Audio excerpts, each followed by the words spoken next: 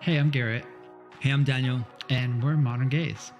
We are talking about the Gaybourhoods, West Hollywood and Melbourne. What's a Gaybourhood? You'll find out soon.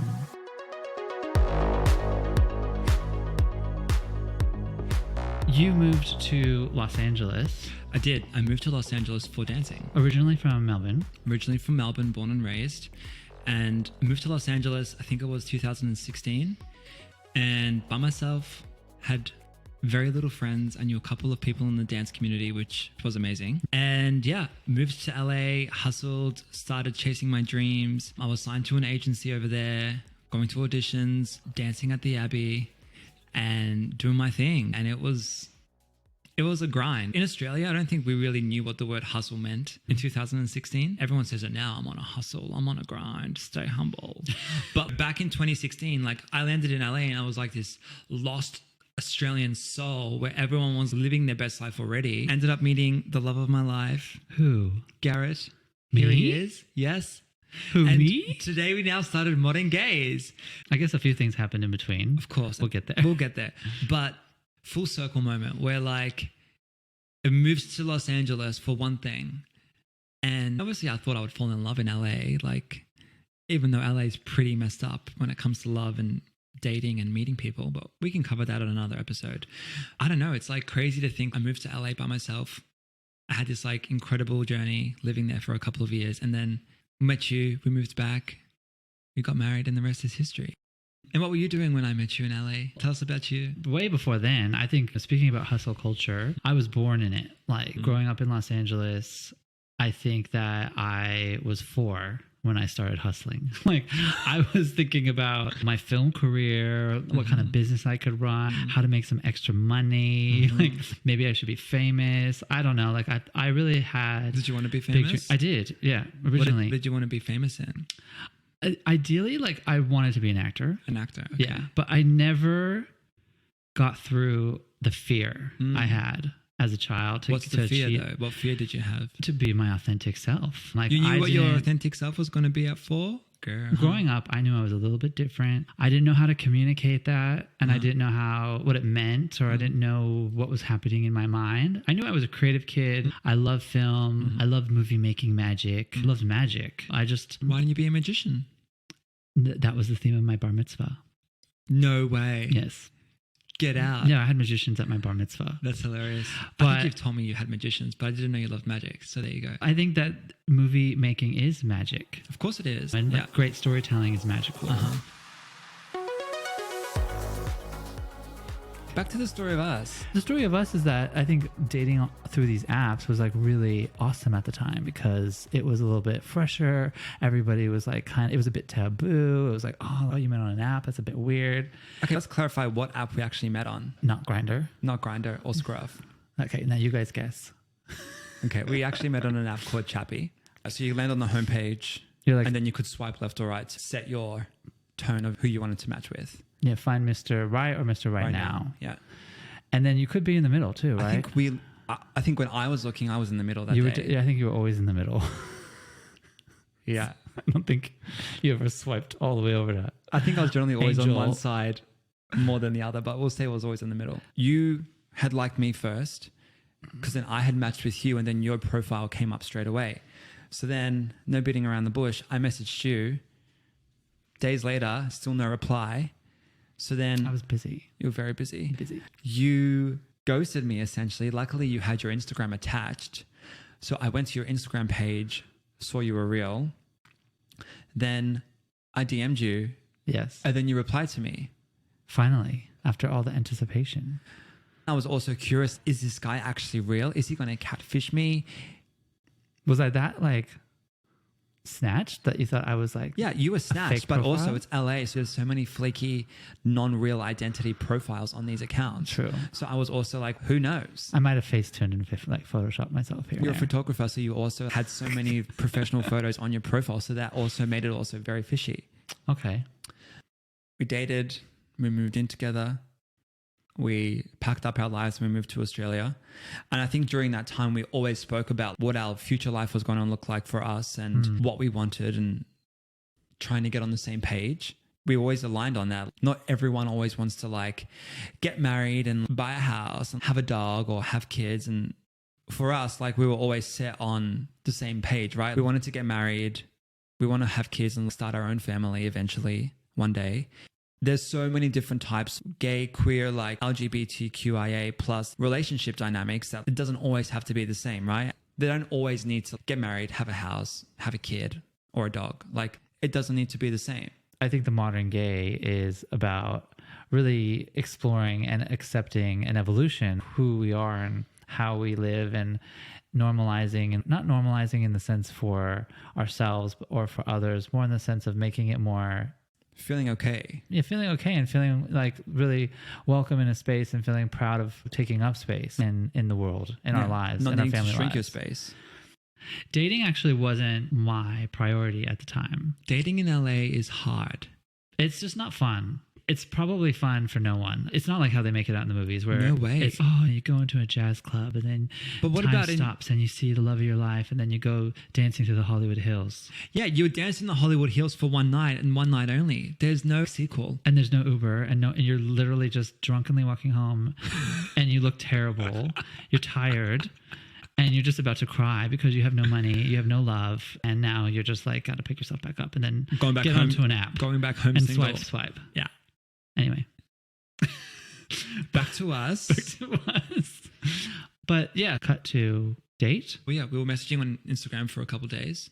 Went on a date, rooftop starry night, very picturesque, very movie magic. What was one thing you loved about me on that date and one thing that was annoying you? Oh, I think that the one thing that I immediately loved was your energy. Okay. You had like really great, just it radiated. It was actually undescribable. Oh, wow. Yeah. Make me blush. And then what was annoying? What annoyed me was that you lied. Oh, yeah, I did. Girl, you lied. I did lie on our first date. So, because it was very embarrassing. So, yeah, I lied. I had this massive infection or like a cyst under my eye. Ew. And thanks for the commentary. And anyway, long story short, I had a cyst under my eye. It was quite big, actually. So I was on medication for it to try and help get it down. But obviously I had this day with Garet. Was very excited about it. I wasn't going to cancel on it because I wanted to meet him. I put some concealer on top of it to try and cover it, which it did to some degree. And Garet asked me about it, like maybe midway through our date after a couple of drinks. And I said to him that I got punched. So I said I got into a fight. That's a version of the story, right? I'm looking at your skin on our first date. It's glowing. It is glowing. You got nice skin. But then I noticed it was like you had some kind of black eye, something happening. Like you obviously had some concealer over a black eye. I just told you that. What you skipped over was that you decided to be your own dermatologist and looked online. Oh, I did. You cut up a piece of garlic. I did. And you rubbed it. I rubbed raw garlic onto your face. Onto an open cyst. And gave yourself second-degree burns. Note to self, do not rub raw garlic on your face. Okay, so yes, that probably annoyed you that I lied to you about my embarrassing sty. You know what would have been better is if you actually told me that you rubbed raw garlic onto your face and that you were trying to self-remedy your skincare issues. Okay, sure. Rather than having a violent act. Well, I had no health care and I wasn't paying like $130 to go in urgent care to see a doctor and then pay for antibiotic. That is what you call hustling in Los Angeles. Yeah, no healthcare and self-remedies on Google. Anyway. Our date was amazing, and I was actually kind of in love with me, thank God. I did fall in love with you, but I also was maybe intrigued by, maybe this guy got into a fight. He's like really risky and he's a bad boy. I can be a bad boy. But I didn't want a bad boy. I was on Mr. Right, not on Mr. Right Now.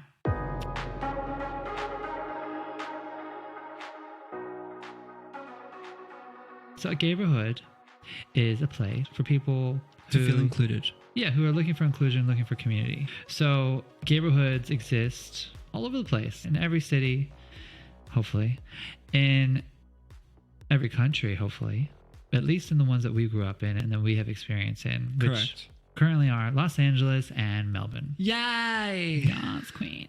So the Gaybourhood of Los Angeles, it stretches a bit. You have West Hollywood, obviously, the mecca of gayness in the West Coast, United Bright States. rainbows, fairies. There is a gay bar for everyone.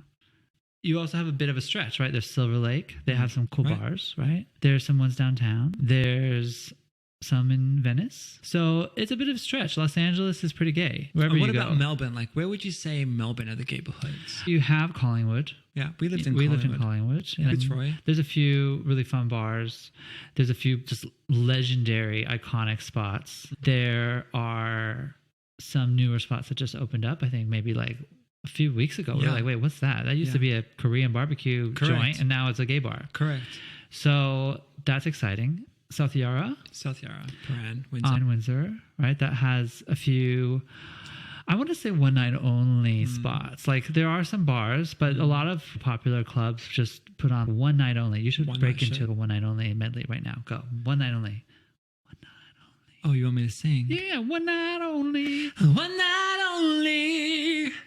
Thank you. But speaking of dream girls, you have a lot of drag queens that like put on one night shows, bingo shows. But these drag queens are amazing. They go like to all these different places. Yeah. So they do a one night only show at like Puffdorf or at the Emerson. But they do it across the week, which is good because then you can go and get more.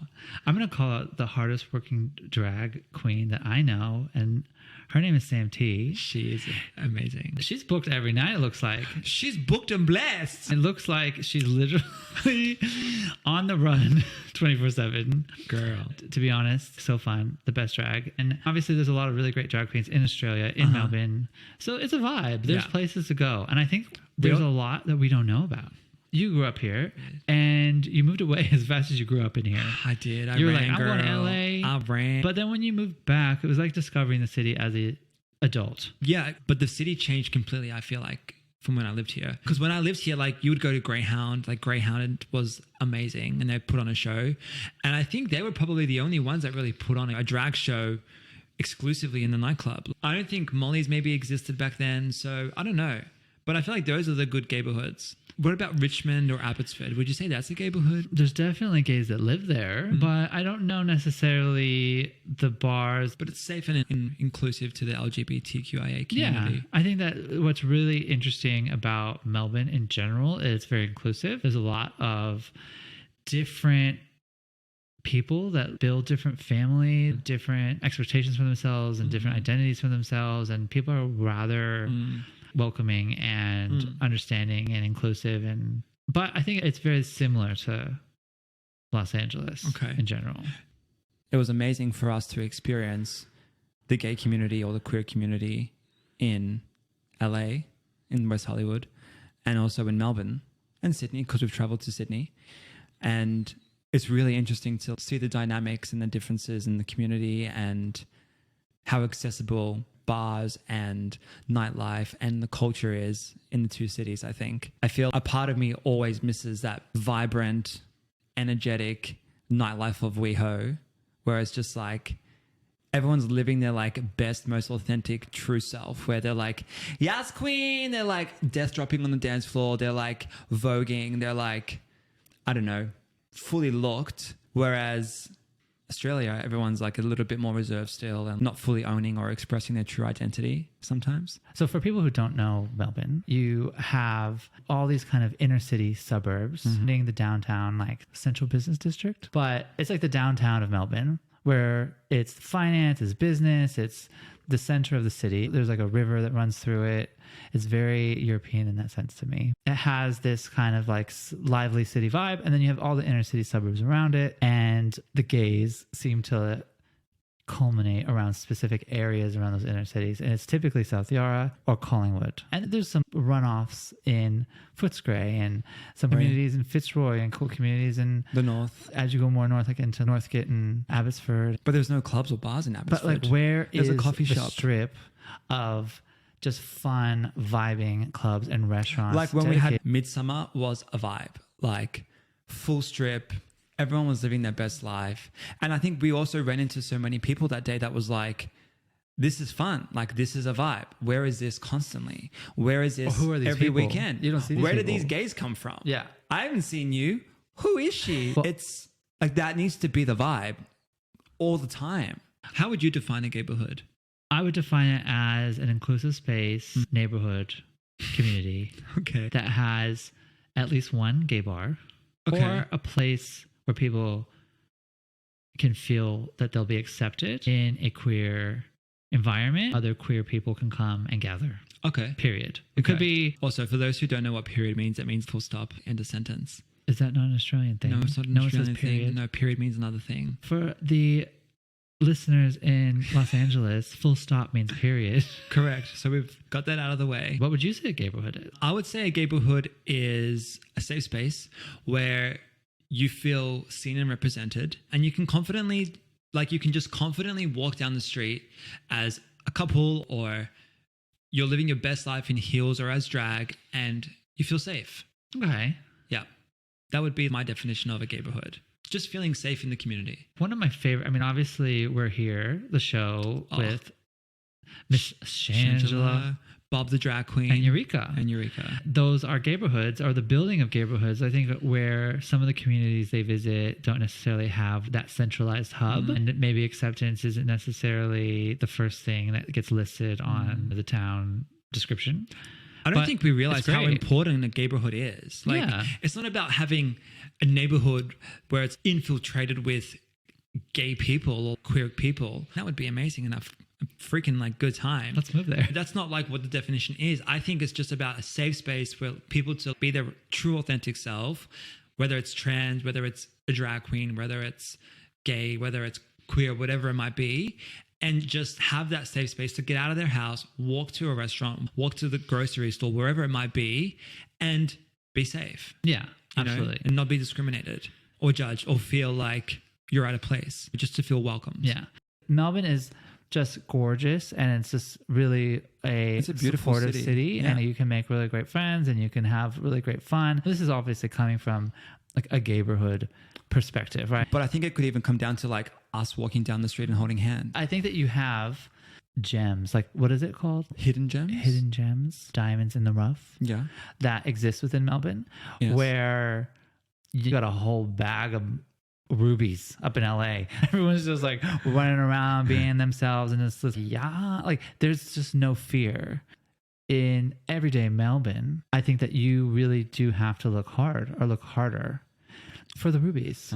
Yeah, the people that are just really living out loud that loudly with the volume. But I feel the the rubies stand out so much. I don't think you need to really look hard because they're there. I love seeing rubies. I love seeing people who have me too. That fearless approach to life. Because that leaves me feeling so fulfilled. If you could choose to live in the heart of West Hollywood, you are just surrounded by go-go's, rainbows, just lots and lots and lots of plastic surgery, just living your best fucking life. Or Melbourne. I would pick West Hollywood. With Jinx Monsoon. So wait, why? The vibe. The vibe wins all the time. Because when I vibrate at a high energy and I'm surrounded by those types of people, that levels me up. And then I become this passionate. Look at me right now, how I talk about it. That's so exciting. And then that allows us to attract good things into our life. Yeah, okay. How much do we talk about missing West Hollywood? But we don't move back because Melbourne is our safe space where it allows us to achieve the things we want to do in life. It's tough. What about you? Melbourne wins. Melbourne wins. But Melbourne wins every time. So this is why we live in Melbourne. Because of me? Because we're torn. With this city, you have the basics covered. You don't have to worry about them. You have healthcare, you have decent wages. Agreed. You have mostly gorgeous weather. You have gun control. But are you settling for being safe? Yes, you are. But what can you do with that? What can you do with being safe? A lot. Yeah. So when you're not feeling safe, so maybe that's what I need. I need to feel safe for me to then build a foundation of my happiness around it. For sure. Which obviously I need to feel energetic, surrounded by fun people, surrounded by the community, and surrounded in a space that I can authentically go out and dance and be my best version of myself. Because then I get energy from that. That's why we go to LA twice a year. Maybe 3. And see, we moved here. Your parents hated me when we moved here. Yeah. And then now you're the one that's, I want to stay in Melbourne. And I'm like, no, let's go back to LA. Even though your parents don't even live in LA anymore. Now they moved to Vegas. I'm not moving to Vegas. Definitely not. Not Vegas. Being born in LA and going through this hustle city, what was the biggest difference between living in LA and Melbourne when you moved here? We had a support system here. We have healthcare instantly. From the second that we basically landed and decided that this was for us, we were going to stay in this city, I was able to get working right. I was able to have a Medicare card, which basically got me great healthcare coverage. I didn't have to worry about like the basic necessities of life. And then I just got out there and started meeting people, having like interviews and chats, and you have really great friendship circles here. And it was actually a kind of a lifting of pressure, because I think in Los Angeles we were under so much pressure and we didn't have your typical 9-to-5 job. We were both freelancers and both like searching, auditioning and on our own schedule, and it was great. We didn't know what to do, so let's just go work out for 3 hours and have a coffee and then go for a hike, go for a coffee, drive to the beach, and then go back home and worry about tomorrow another day.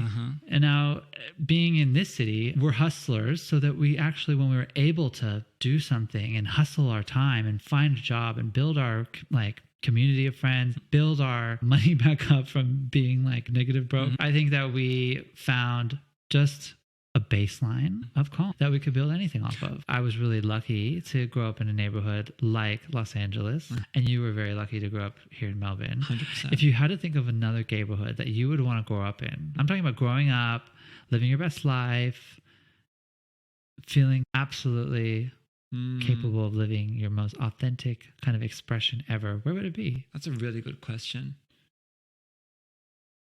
I'm actually going to say Surrey Hills or Darlinghurst in Sydney, because it's like a really beautiful part of town and it's also probably a safe neighborhood. One last question. If you had to have a mayor or a city council leader of your neighborhood that you lived in, who would you have? And hopefully someone who knows what they're doing. Obviously, but like this is just fun. Could be any celebrity, anyone. Who would you have as your neighborhood leader of the community? Sasha Colby. Really? Yeah, Sasha Colby. Oh, I love that. So Sasha Colby, for those who don't know, you should know. But if you don't Look her up. Look her up. She pretty We're much rooting for you, girl. She's going to win RuPaul's Drag Race. Season 15. Anyway. Can I get a name? But I am also Team Anitra. Just going to put that out there. know. I don't know if I want Anitra running the government. But I think Sasha Colby could. Okay. I think I would want Moira Rose. Oh. How could you not say Moira Rose? She was a council member. She on was the a show. leader. She was, and she did great things for the community. I cannot believe you did not say Moira. I actually asked you that question because I thought you would have said Moira Rose. But Sasha Colby is a great answer and we'll take her. Next week on Modern Gays, the next episode, we will be talking about AI, how it sees us as gay people, as Queer people. as we're scrolling through our Explore feed on Instagram, what we're seeing, what's being shown to us in ads, a little bit of everything. Does ChatGPT identify as they, them? Let's find out.